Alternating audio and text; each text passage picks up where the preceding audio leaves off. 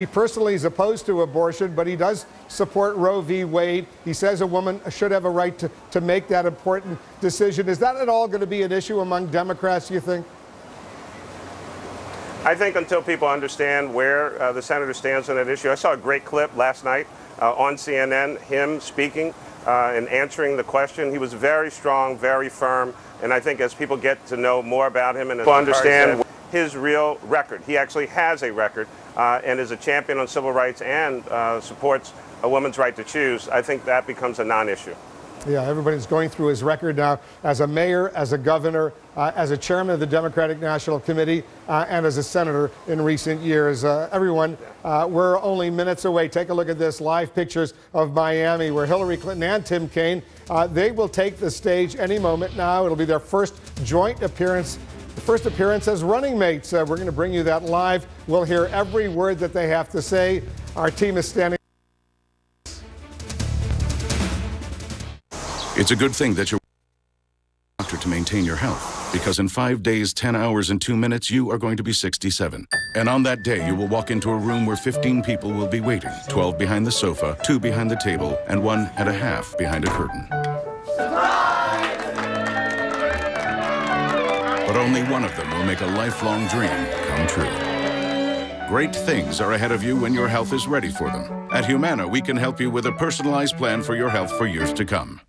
Hi, I'm Dominique Wilkins.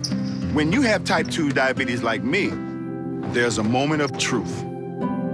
And with Victoza, a better moment of proof.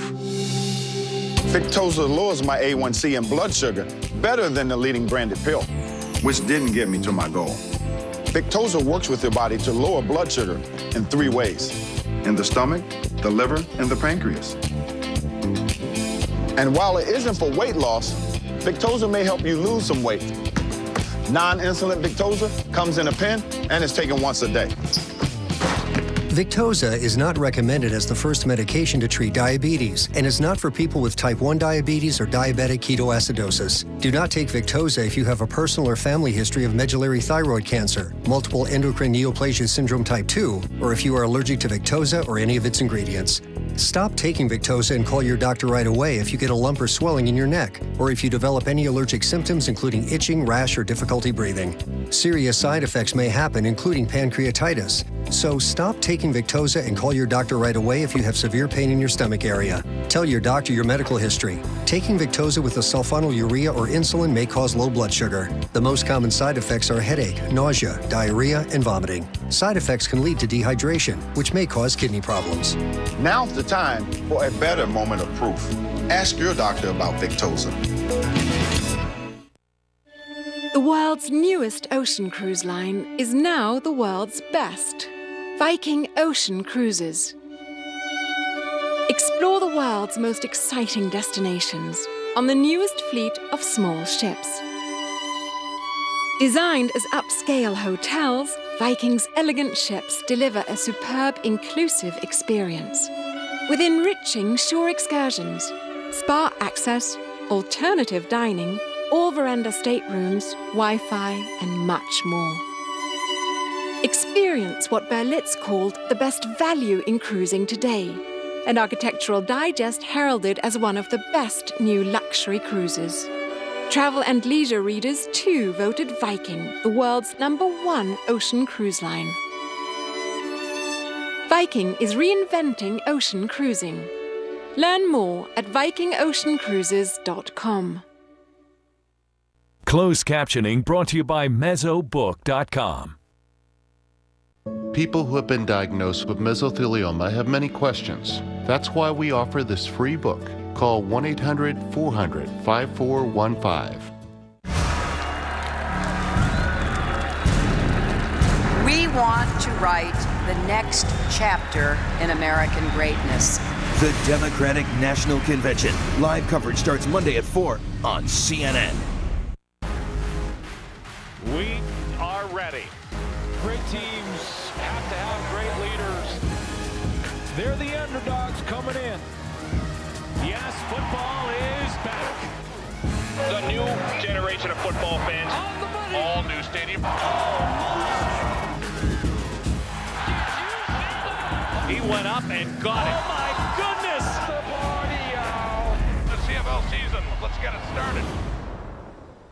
to Tofino, Toronto, Osorno, Niagara, Saskatoon, Magdalene, Montreal, Kelowna, Whitehorse, Regina, Ottawa, Calgary, Edmonton, Winnipeg, Charlottetown, Sudbury. I've been everywhere, yeah, I've been everywhere. Travel without a care, I jump right through the air. Roadblocks no matter share, yeah. See TV's The Amazing Race Canada, Tuesdays at 8, 9 Central. Brought to you in part by Chevrolet. Find new roads. New Day, the most news in the morning. Monday starting at 5 Eastern on CNN.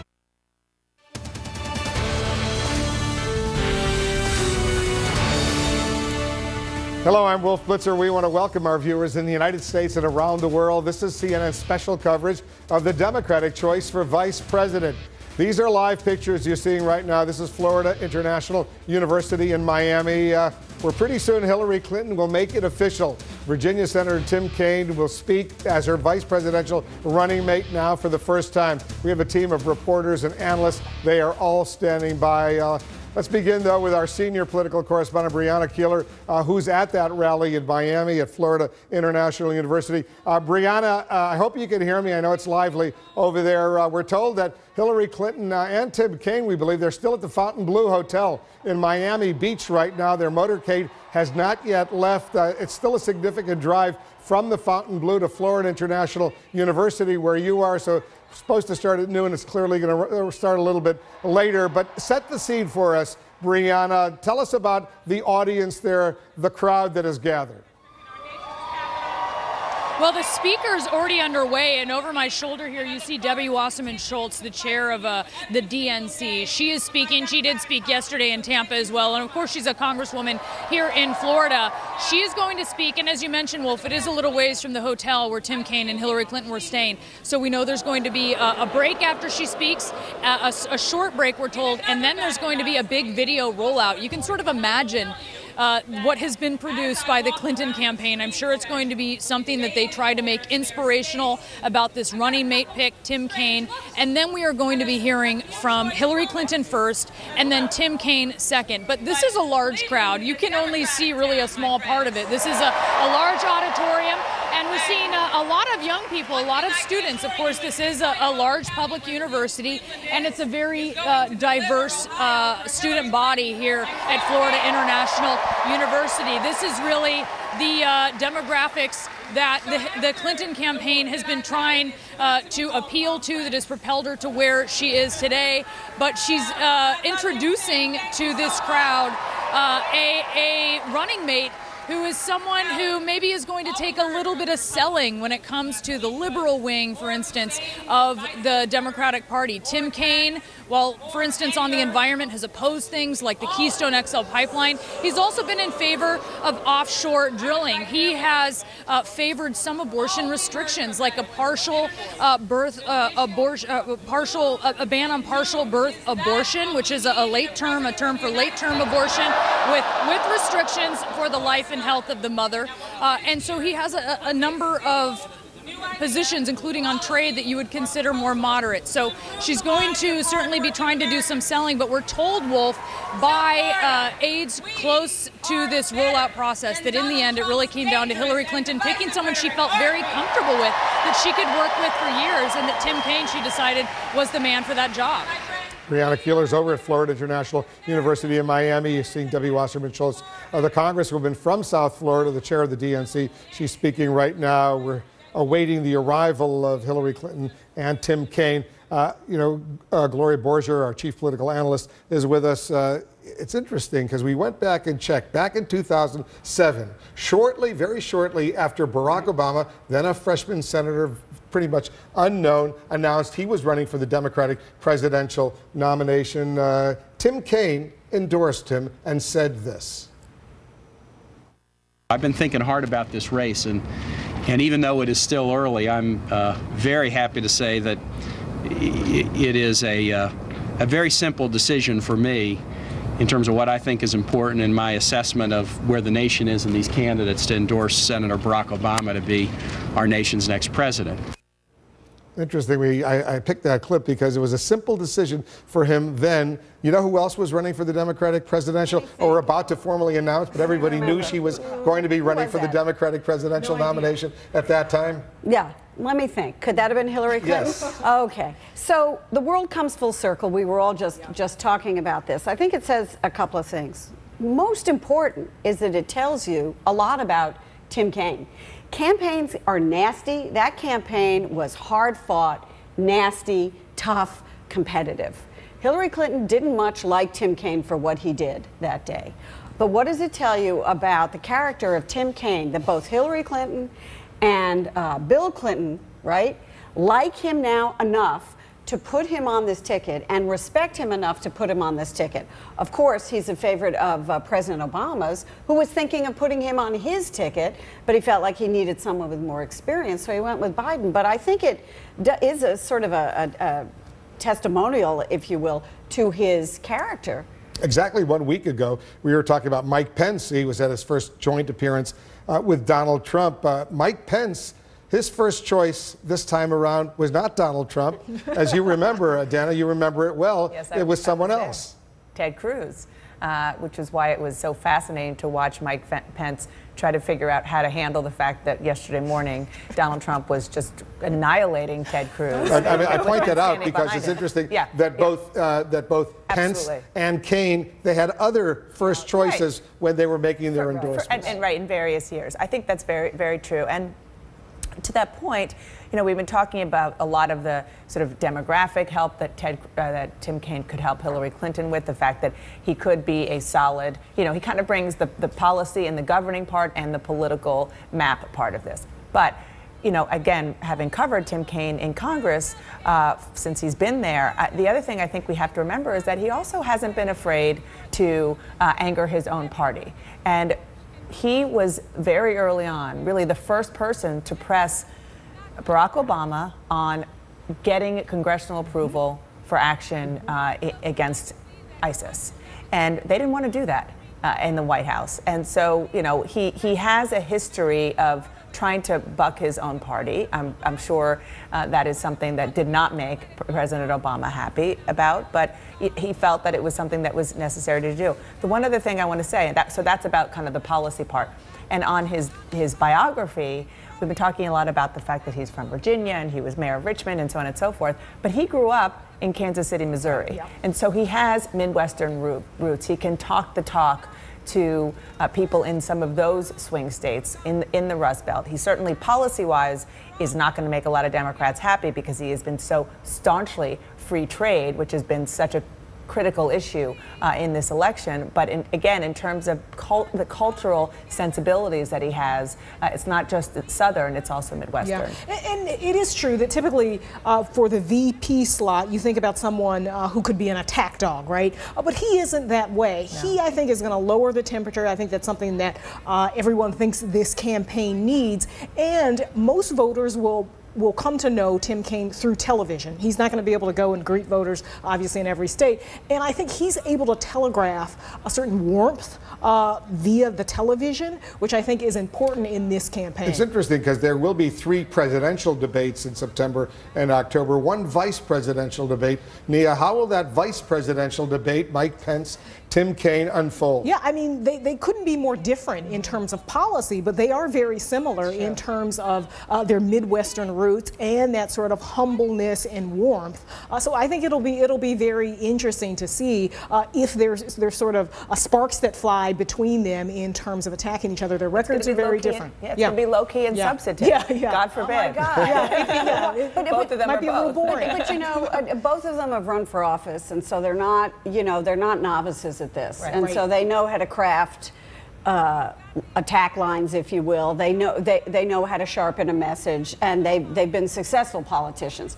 So they know it'll be substantive. Yeah, they know policy. But they do know, you know, they do know policy. But I also think they know messaging. Ron Braunstein, you're already in Philadelphia, and you've studied this for a long time. A lot of political experts, that's Mark Preston, but Ron Braunstein, a lot of political experts always point out that as far as a vice presidential nominee is concerned, by and large, people don't really vote for vice president. They vote for the person who's atop the ticket for president of the United States. You think that's still true?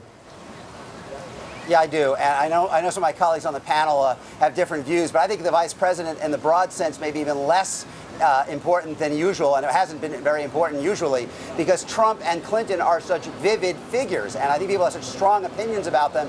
It's hard for me to see them being substantially changed by the number 2 pick. On the other hand, the one place where the vice president does matter somewhat has been in their home state. And Virginia is a very important kind of linchpin state for Democrats in the way the Electoral College and the demography of the coalitions are evolving. Democrats average, Wolf, under 44% of the vote in Virginia from 92 to 2008. President Obama has now won it twice. And perhaps even more important, Democrats have carried it in 2 off-year elections when they don't get that surge of minority and younger voters in the presidential year. They won it in both 2013 2014, governor and Senate. If Kaine can help them hold Virginia and they hold those blue wall states, the 18 states that have voted Democratic since 92, they are right on the brink of an electoral college majority with New Mexico and Nevada. So I think that, in the broad sense, not likely to be really important, but if he can help them even just a little bit in Virginia, that by itself is significant. Scotty, I want you to weigh in as well. You're a Donald Trump supporter. In this election, I think it's fair to say, and Ron just suggested it as well, people are either going to vote for Hillary Clinton or Donald Trump. Their running mates, while important, and clearly if one of them is elected president of the United States, critically important, only a heartbeat away from the presidency. But when all is said and done, almost all Americans are going to either vote for Hillary Clinton, they'll like her, or they'll like Donald Trump. They may vote for a third-party candidate, but who's atop the ticket really matters. Well, I actually, and this is where I am going to disagree with you, I do think it does matter, especially in the case of Mr. Trump. Mr. Trump has always believed in a legacy. And when he is elected in November, I think he's not looking at this just whether it's just a 4 or 8 year deal. I think when he picked Mike Pence, he thought of it as a 16-year. He would like to pass that mantle on. But I want to address this idea of the map. I mean, Republicans, regardless of who the candidate going in, were already at a disadvantage. And Friday, we're sitting here talking about how shore up Virginia is for Democrats. If that was so shore up, why would Terry McAuliffe on Friday, when the state Supreme Court came in and rejected his idea of allowing he's now going to sign off and allow felons to vote? More than 200,000 felons the state Supreme Court said no, they are not going to be allowed to vote, and now Governor McAuliffe's going to go and try to sign them individually. If Virginia was such a blue state, why is Terry McAuliffe sitting here fighting this issue with the state of allowing convicted felons to be allowed to vote in the state? Mark Preston is our CNN politics executive editor. We just saw you a few seconds ago, Mark. You're there in Philadelphia getting ready for this convention as well. We'll all be there tomorrow. But as you look at this pick of Tim Kaine as Hillary Clinton's running mate, what goes through your mind? Well, a couple of things. We're making a lot about the fact that Tim Kaine knows how to speak Spanish, and they're doing this announcement in Florida and how he'll help shore up the Hispanic vote. I don't think there's anybody here on this panel that, and maybe Scotty might disagree with me a little bit, to think that the Democrats are not going to win the Hispanic vote. So I think that when we look ahead for the coming months, I think that we need to watch where Tim Kaine actually campaigns. Is he going to be campaigning in the Midwest? He grew up in Minnesota. Is he going to be somebody who tries to counter Mike Pence in the Midwest, where we expect him to be spending a lot of time trying to get those blue-collar voters to vote for them in November? Is he going to, as Ron Brownstein and Bakari Solis talk about, be in North Carolina, states like that are on the edge but tend to be a little bit more red? I mean, the fact is, Tim Kaine also offers Hillary Clinton something that she really, really lacks, and that's the niceness factor. She doesn't come across as somebody who is very warm. Tim Kaine has that. In retrospect, if you look at Donald Trump, we say Mike Pence offers Donald Trump the experience factor, the ability to connect with the Republican base. So while these are two not dynamic picks, I think they are important picks in the fact that they both offer the two running mates something that they don't have. I just want to show our viewers of the upper left part of the screen. That's Miami Beach, the Fontainebleau Hotel, where Hillary Clinton has been staying. Apparently, the motorcade, I don't think it has left yet, but maybe it will be leaving momentarily, make the drive over to Miami, to Florida International University, where she will introduce Tim Kaine as her vice presidential running mate. Bakari, back on July 14th in Allendale, Virginia, just outside of Washington, D.C., Tim Kaine was with Hillary Clinton, and he seemed to be auditioning for this vice presidential slot, and he said this. Listen to this. What will be remembered about the failed candidacy of Donald Trump is You're fired. He's a you're fired guy, outsourcing jobs, stiffing contractors, being against minimum wage, being against equal pay for women, fighting with labor. He's a you're fired guy. And if you want a you're fired president, well, you got a choice. But we're making a different choice. We want a you're hired president. So is he going to be an attack dog, you think, out there on the campaign trail, Bakari? No, I don't think Tim Kaine's going to be an attack dog. I don't think you can make somebody something that they're not necessarily by nature. I think Mark Preston said it best, that he adds to the decency quotient. Unless you've been living under a rock, I think that everyone knows that Hillary Clinton has unfavorables or issues with honesty and trustworthiness, and I think Tim Kaine does a lot to balance that out. I think you will have people like Bernie Sanders, like Barack Obama, like Elizabeth Warren, who are your attack dogs. But at the end of the day, I mean, Tim Kaine is a very, very good man. And in politics, oftentimes that subtle characteristic gets lost. Whether or not it's Jeff Flake or whether or not it's Lindsey Graham talking about the quality of the human being, Hillary Clinton actually went out and looked at somebody not only who could govern, not only who was a civil rights champion, but she said, I'm about to have a very, very good person on the ticket. I expect to see a lot of Tim Kaine, not only in Virginia, but in North Carolina and Florida. And if Florida, North Carolina, and Virginia go the way of Hillary Clinton, that's a beautiful election night for Democrats in November. CNN political contributor, former mayor of Philadelphia, Michael Nutter, is with us as well, a Hillary Clinton supporter. Mayor, you think that this ticket, Hillary Clinton, Tim Kaine, will be able to recreate that Barack Obama coalition, which impressively won the presidency twice? Very much so, Wolf. And again, going back to something Bakari said, and this whole debate about people, yes, mostly vote for the president, where the vice presidential candidate really comes in handy is, are they a good candidate? Can they speak to a variety of constituencies? And can you then split the presidential candidate and the vice presidential candidate in different parts of the country and have a multiplier effect? That's what you're going to have with Senator Kaine. And we saw the same thing with then Senator Barack Obama and then Senator Joe Biden, all across the country, speaking to Democrats, keeping us all together. You're going to see a sea of unity in the city of brotherly love and sisterly affection this week, in contrast to the disastrous sideshow that we painfully watched last week. How worried, Mayor, are you that Gary Johnson of the Libertarian Party and Jill Stein of the Green Party will take votes away from Hillary Clinton? We have to wait and see what those folks are even all about. I think Secretary Clinton and Senator Kaine, we know where our base is, we know where our votes are, and because of the divisiveness of Donald Trump, we actually have access to some other voters who may not particularly want to be a part of that activity. And so, again, this is a group that will bring people together all across the United States of America, and it's going to be fun to watch. It's going to be a hard campaign, but it's going to be a lot of fun to watch. We're waiting for Hillary Clinton and Tim Kaine to arrive for their first joint public appearance. We'll be back with our panel and our special live coverage right after this. You always dreamed of a trip to Athens, Greece. You accidentally. That Hillary Clinton's rally will be a little different than Donald Trump and Mike Pence. I mean, what was stunning to me about the Trump-Pence announcement was that it wasn't really a rally.